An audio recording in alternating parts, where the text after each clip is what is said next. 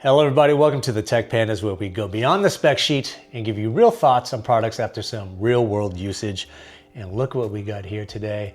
On this table is the MOZA R3 wheel set. We've got the handbrake, the sequential shifter, and we also have the brake pedal upgrade kits, because nobody likes a mushy brake pedal when you're out on the track.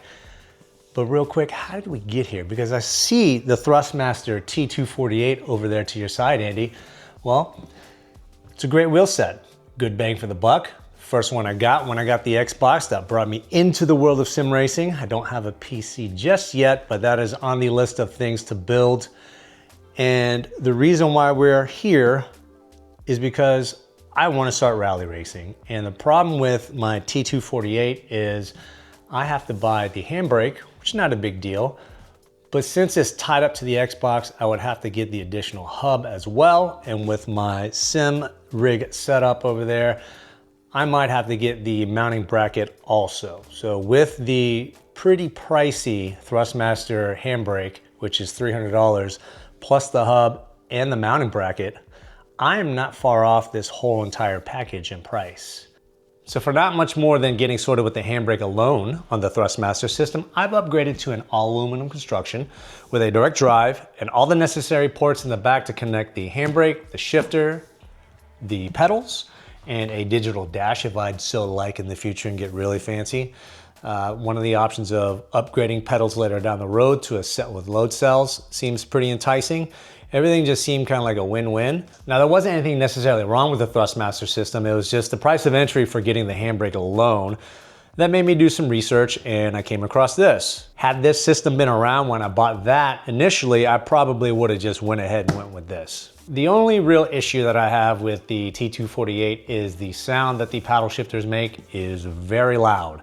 And when you're trying to play later at night or early in the morning and the kids are asleep and the wife's asleep, my play area is not too far away from their bedrooms. It's kind of an issue. So, you know what? I'm gonna go ahead and let you hear.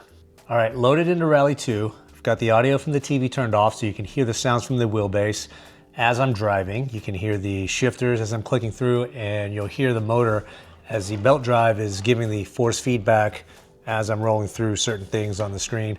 And I've got my handbrake set to this little toggle right here, which isn't ideal because as I'm going through turns and stuff and I want to hit my e-brake or my handbrake, I'm having to find this switch.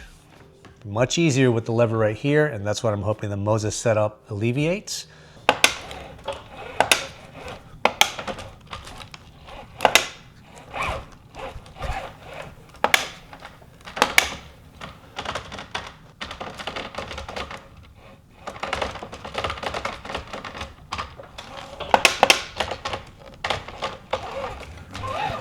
So I'm hoping this system is not quite as loud as that.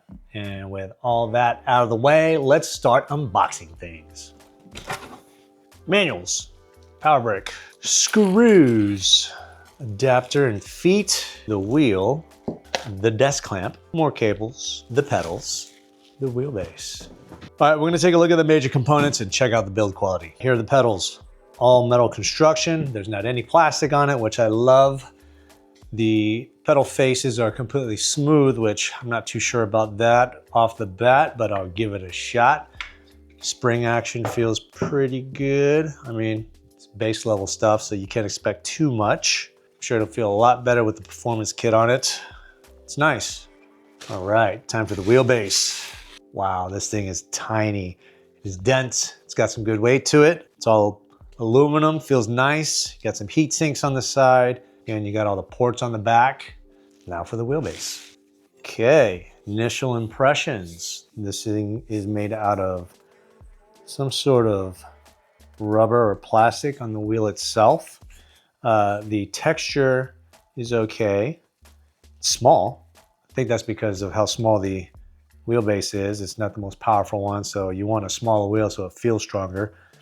The shape of it is great, I like the grooves. The actual surface is questionable. It's much better than the Thrustmaster. That thing is just hard plastic. This feels okay. It's a step up, but there's still room to improve. The buttons, nice click to them. Looks good. Let's see the paddles. Oh yeah. Little clicky, not super loud. That's good. Shifter time. This thing is awesome. It is all metal. There is not any plastic on the major parts. It feels nice and solid. There's heft to it. Absolutely love that. The shift knob has some knurling on it. Not super aggressive, but just enough to give it some texture. Screw this bad boy on. This thing's got good weight to it. I mean, this could actually be a weapon. Absolutely awesome. Got two buttons right here. Don't know what they're for. I'm sure there's something you could program into it. We'll dig into that later. The whole reason for this video, the handbrake. All right, so we got the handbrake lever right here. All metal once again. This thing threads on as well. So I guess if you wanted to, you could swap this out for something else more of your liking or preference. Here is the handbrake itself, and all metal construction once again, except for this shroud right here for the ports, which is fine. Yes. There's a little spring inside here. And when you pull, there's travel to it, and there's progressivity in the spring. See, that's the thing with binding the action on my setup right now. I tried it with my sequential shifter as my handbrake. I tried it with the little switch lever on the side of the steering wheel. Problem with that is it's an on-off action. It's super binary. There is no progressivity here. Here I can pull the handbrake just a little bit, and theoretically in the game, it should only pull the handbrake just a little bit. I pull it all the way, cranking it. Awesome. Last little bit, the performance kit. So this is a two-piece kit. You've got the spring here and an elastomer on the other end.